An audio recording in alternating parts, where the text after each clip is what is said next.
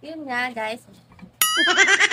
Nag-share out ako netong ating Botox.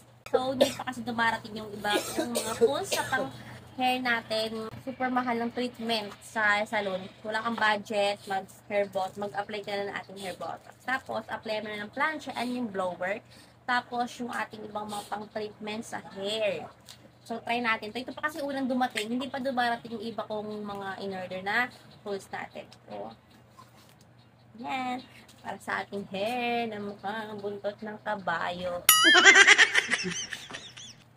1 year na tong hair ko na mula sa pagkariban. Ayun nga lang ay hindi na siya naibalik sa salon. Kasi every 1 month or 3 months ang pagbalik sa salon, pero ako di na ako nakabalik pa. Hanggang nag 1 year na hindi na ako nakabalik para ma-treatment yung buhok. Hanggang sa nasira na siya, nag-dry, tapos wala pang mga hair trim. Darn. So, try natin to kasi napaka-trendy nito sa TikTok. Napaka-trending sa TikTok. Kaya, let's try. I-unbox muna natin siya before tayo mag-try kasi wala pa nga tayong mga tools. Mga tools.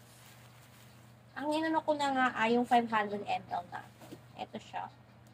So, babalik tayo kapag dumating na yung natin tools dyan. Okay? Bye!